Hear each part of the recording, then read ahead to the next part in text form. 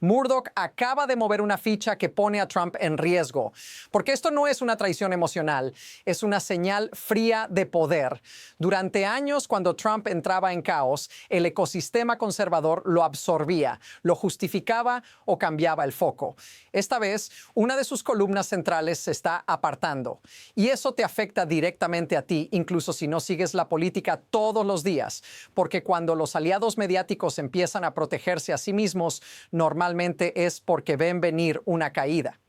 El Wall Street Journal, propiedad de Rupert Murdoch, no está acusando a los demócratas, está advirtiendo a los republicanos. Dice que el comportamiento de Trump se está convirtiendo en una amenaza real para las elecciones de medio término de 2026. Eso es un hecho, publicado, deliberado, temprano. Y mientras esa advertencia circula, Trump aparece en cámara hablando de acuerdos infinitos para siempre, sin fechas, sin firmas, sin límites. Aquí es donde la historia se vuelve peligrosa, porque cuando el mensajero cambia de tono, no es opinión, es supervivencia. Y lo que viene después explica por qué este giro podría costarle mucho más que titulares. El evento central no es una editorial, es una advertencia estratégica y llega antes de que el año político siquiera se caliente. El Wall Street Journal le dice a los republicanos que el caos ya no es ruido, es un riesgo electoral directo. No habla de encuestas aisladas ni de ataques externos, habla de comportamiento, de una forma de gobernar que empieza a acumular costos visibles. Eso es un hecho tomado directamente del contenido. Pero aquí está el patrón más grande. Esto no aparece de la nada. Durante semanas, el mismo periódico ha ido dejando señales, pequeñas pero constantes, como si estuviera preparando el terreno. Y ahora el tono cambia. Ya no es cautela, es alarma temprana. No para el público general, sino para donantes, estrategas y operadores que piensan en 2026 todos los días. Al mismo tiempo, en cámara, Trump proyecta confianza absoluta. Habla de Groenlandia como si fuera un trato eterno, para siempre, infinito, sin explicar cómo, ni con quién, ni bajo qué marco legal. Esa contradicción es clave, porque mientras él vende control total, sus aliados empiezan a cubrirse. Y aquí viene la pregunta que lo cambia todo. Si esto es solo enero, ¿qué creen ellos que va a pasar cuando la presión sea real? Hay una afirmación fuerte detrás de todo esto. El problema ya no es la oposición, es el desgaste interno. Y el propio contenido lo respalda. El Wall Street Journal advierte que el caos creciente de Trump se está convirtiendo en una amenaza seria para las posibilidades republicanas en las elecciones de medio término de 2026. No lo enmarca como una campaña de mentiras demócratas, lo enmarca como conducta. Eso es un hecho textual del mensaje. ¿Y qué conducta señalan? Míralo en escena. Frente a los micrófonos, cuando se le pregunta por Groenlandia, Trump insiste en un acuerdo a largo plazo, luego infinito, luego para siempre. Cuando le piden detalles, duración, ratificación, firmas, no hay ninguno, solo repetición. Es un trato que es para siempre. Esa es la cita, esa es la imagen. Aquí está lo que falta y es clave. No hay un plan explicado, no hay un marco concreto. No hay límites. Y cuando un medio diseñado para proteger al partido subraya el caos sin defenderlo, está señalando algo más profundo, la pérdida de control del relato.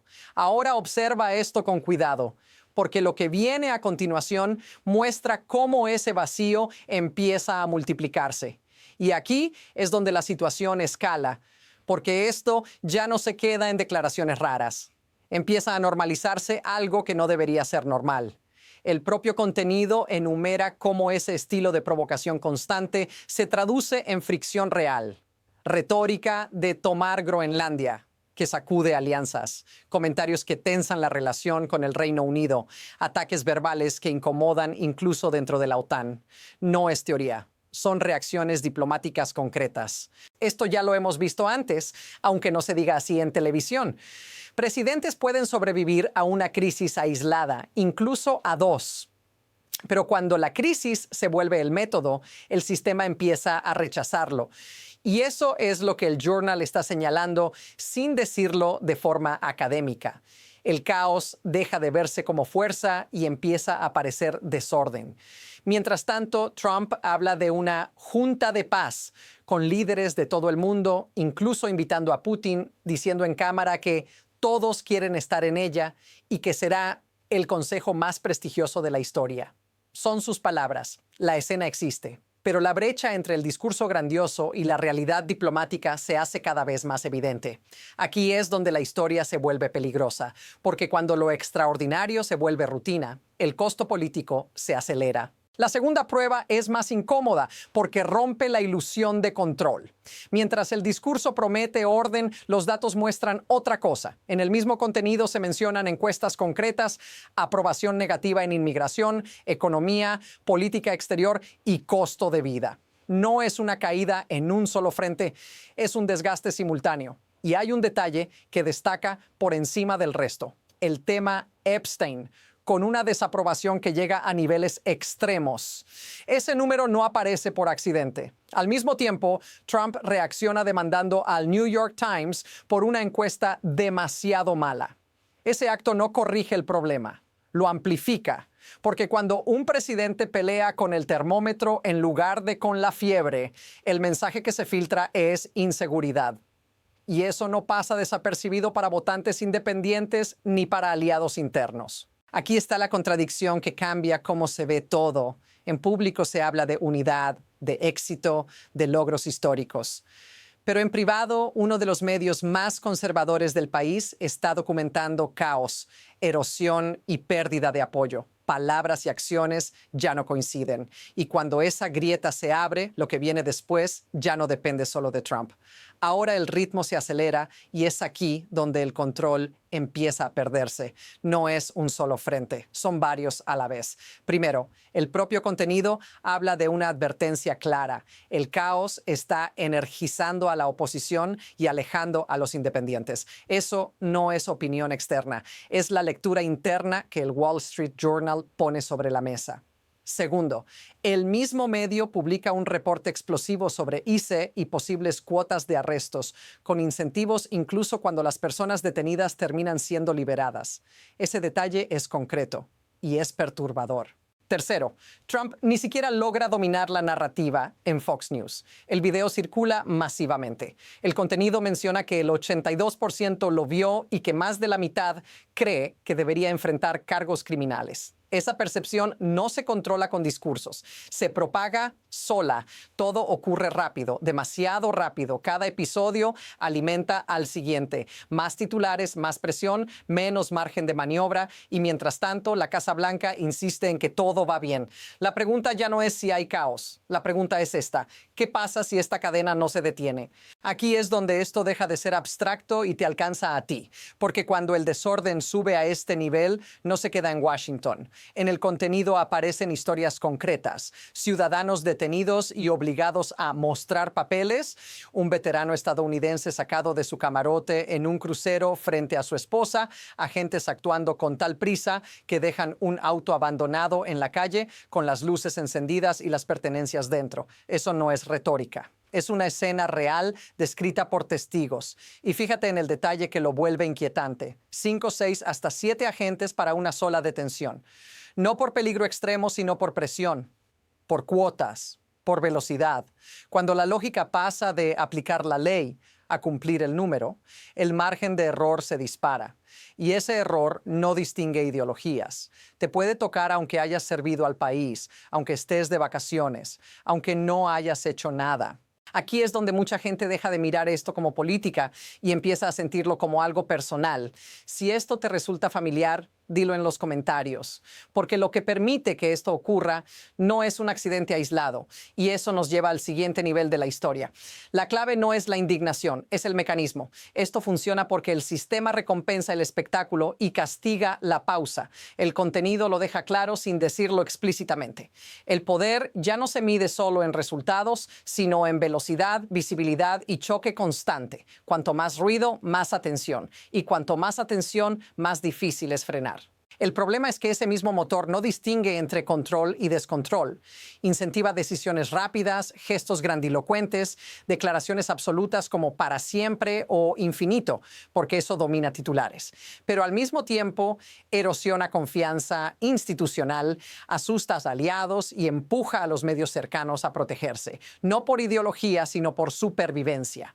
Aquí está la parte inquietante, cuando incluso un medio diseñado para blindar al partido empieza a documentar el caos, ya no intenta cambiar el rumbo, intenta dejar constancia, crear distancia, preparar el terreno para lo que venga después. No es un ataque frontal, es una retirada calculada. Y cuando el sistema entra en esa fase, las decisiones ya no se toman pensando en estabilidad, sino en quién logra salir menos dañado. Eso nos deja justo antes del siguiente movimiento que ya se está formando, aunque todavía no tenga nombre. A partir de aquí, el camino se bifurca y ninguno es cómodo. El primero es el que muchos dentro del partido esperan en silencio. Trump redobla la apuesta. Más confrontación, más provocación, más control por saturación. La lógica sería simple. Si todo es crisis, nada lo es. Pero el contenido sugiere que este camino ya tiene un costo visible. Independientes alejándose, oposición energizada, medios aliados tomando distancia antes de quedar atrapados. Ese impulso puede mantener a la base, pero estrecha peligrosamente el margen electoral. El segundo camino es más silencioso y por eso más inquietante. No implica una ruptura pública, implica enfriamiento, menos defensa automática, más editoriales técnicas, más advertencias envueltas en lenguaje responsable. El Wall Street Journal ya está mostrando cómo se ve eso en la práctica. No atacan a Trump, miden el daño. Y cuando eso empieza, la maquinaria política se ajusta sola. Donantes recalculan, estrategas se cubren. El centro de gravedad se mueve sin pedir permiso. Aquí está lo crucial. Ninguno de estos caminos se decide con un anuncio, se decide por inercia. Y ahora mismo todo indica que la próxima jugada ya está en marcha, incluso si nadie la admite todavía. Todo esto se puede reducir a una sola idea, y es incómoda por una razón. El poder real no se pierde cuando te atacan, se pierde cuando quienes te protegían empiezan a calcular cuánto les costaría seguir haciéndolo. Eso es lo que este giro representa, no un editorial, no una traición, un ajuste de supervivencia. Visto así, la historia ya no trata solo de Trump, trata del momento exacto en el que el caos deja de ser una herramienta útil y se convierte en un pasivo compartido. Cuando eso ocurre, el sistema no explota, se reacomoda, silenciosamente y casi siempre tarde para quien no lo ve venir. La advertencia del Wall Street Journal tan temprano en el ciclo electoral no intenta cambiar a Trump, intenta dejar registro de que el problema fue identificado. Eso redefine todo lo anterior, porque ahora cada episodio futuro no será una sorpresa, será una confirmación. Y aquí queda el bucle abierto. Si esto es solo el inicio del año, la pregunta no es ¿qué titular viene después? Es quien va a decidir que ya no vale la pena seguir defendiéndolo cuando llegue el verdadero costo político. Si quieres seguir entendiendo estas señales antes de que se vuelvan obvias, suscríbete y acompáñame en el próximo análisis.